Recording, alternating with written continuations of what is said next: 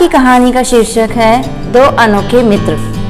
एक गांव में रामू और घनश्याम नाम के बहुत ही अच्छे दोस्त थे।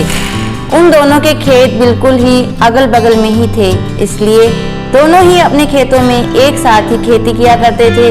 लेकिन हर बार ही रामू की फसल घनश्याम की फसल से बहुत ही अच्छी होती थी और इसी बात से शायद कहीं न कहीं घनश्याम रामू से चिढ़ने लग गया था। लेकिन रामू घनश्याम का बहुत ही अच्छा दोस्त था और वो उसको हर बार ही उसे अपने खेत की सब्जियां और बहुत कुछ देता रहता था। इस बात से घनश्याम का परिवार रामू से भी बहुत खुश रहता था। लेकिन घनश्याम रामू की हर बार की अच्छी फसल को देखकर बहुत ज़्यादा चिढ़ता था, मगर रामू की अच्छी फसल का राज उसकी अच्छी मेहनत थी। वैसे रामू और घनश्याम ने अपने खेतों में पानी की एक ही मोटर लगवा रखी थी, जिससे वो दोनों अपने खेतों में बारी बारी पानी देते थे। एक दिन घनश्याम ने चिढ़ के मारे बड़ी ही चालाकी से रात के समय मोटर का पानी रामू के खेतों में खुला ही छोड़ दिया और उसके खेतों में जब पानी भर गया तो घनश्याम ने खेतों के अंदर जाकर उसका सारा खेत तहस नहस कर दिया। लेकिन ऐसा करते वक्त न जाने उसके एक पैर में क्या चुभ गया, जिसकी वजह से घनश्याम वहीं खेतों में ही गिर गया और गिरने की वजह से वो पूरा ही भीग चुका था। तब वो बड़ी ही मुश्किल से वहां से उठकर जैसे तैसे अपने घर चला गया। तो घर में सबने पूछा, पिताजी आप इतना कैसे भीग गए और आपके पैर में तो बहुत खून निकल रहा है। लेकिन घनश्याम ने अपने बच्चों को खेतों के बारे में कुछ भी नहीं बताया और वो चुपचाप ही अपने कमरे में चला गया। और फिर घनश्याम की पत्नी ने उनके पैर पर एक कपड़ा बांध दिया और फिर उसकी पत्नी ने घनश्याम से पूछा, क्या हुआ जी, आप इतने परेशान क्यों लग रहे हो और आपके पैर में ये चोट कैसे लग गई। इस बात पर घनश्याम ने कुछ भी नहीं कहा और वो चुपचाप ही सो गया। लेकिन शायद घनश्याम के पैर में चोट लगने की वजह से वो जल्दबाजी में पानी की मोटर बंद करना तो भूल ही गया था। अब रामू के खेतों से पानी ज़्यादा भरने की वजह से उसके खेतों में से पानी निकलकर घनश्याम के खेतों में जाने लगा, क्योंकि उसका खेत भी रामू के खेत के बगल वाला ही खेत था। अब रामू के खेतों के साथ घनश्याम का खेत भी पूरी तरह खराब हो चुका था।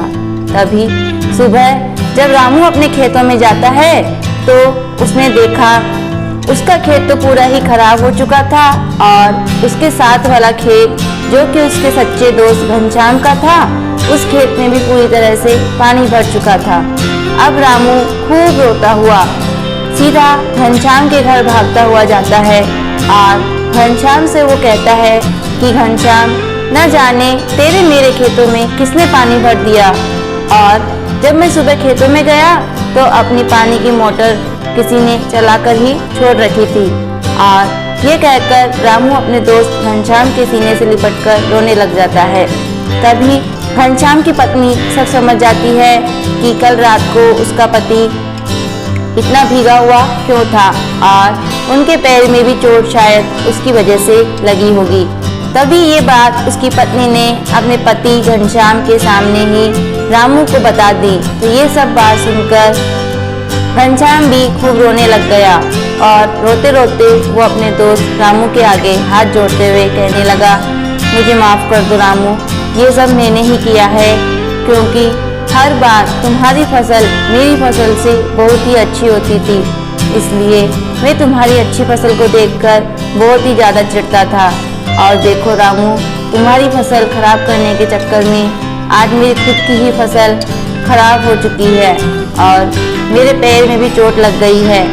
ये कहकर घनश्याम खूब रोते हुए रामू के पैर पकड़कर घुटने के बल बैठ जाता है। तभी रामू ने घनश्याम की बाह पकड़कर उसे ऊपर उठाया और उसे अपने सीने से लगा लिया और फिर रामू ने अपने दोस्त घनश्याम से कहा, घनश्याम तू मेरा सच्चा दोस्त है यार और इसमें तेरी कोई भी गलती नहीं, क्योंकि ये चिढ़ना, प्यार करना, दान धर्म करना और कुछ भी अच्छा या बुरा करना, ये सब उस ईश्वर ने ही इंसान में डाला है।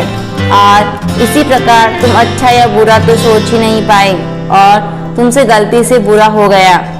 तो इसका मतलब ये नहीं कि तुमने कुछ बुरा किया है। और घनश्याम, तुम चिंता मत करना, मेरी और तुम्हारी खेती खराब जरूर हो गई है, लेकिन मैंने बुरे वक्त के लिए तुम्हारे और मेरे परिवार के लिए कुछ अनाज बचाकर रखा है। मैं आज ही तुम्हें वो अनाज दे दूंगा। इतना सुनकर घनश्याम ने आंखों में आंसू लिए रामू को अपने सीने से लगाकर कहा, रामू, तुम मेरे कितने अच्छे दोस्त हो, मैंने तुम्हारे साथ कितना बुरा किया, मगर फिर भी तुमने मुझे माफ कर दिया और मेरे हर दुख में तुम मेरा कितना साथ देते हो। मैं बहुत बुरा हूँ रामू। रामू ने कहा, नहीं घनश्याम, तुमने जो भी किया वो अच्छा ही किया, क्योंकि ऐसा करने के बाद हमारा प्यार तो और भी बढ़ गया है और मैं चाहता हूँ हम हमेशा एक सच्चे दोस्त बनकर रहें। दोस्तों, वाकई में एक सच्चा दोस्त वही होता है जो आपके दोस्त की सभी गलतियों को माफ़ करके अपनी सच्ची दोस्ती को कायम रखे। और हाँ दोस्तों, दोस्त अच्छा हो या बुरा, लेकिन जीवन में एक सच्चा दोस्त तो होना ही चाहिए, क्योंकि दोस्त के बिना ये जीवन भी अधूरा ही है। धन्यवाद।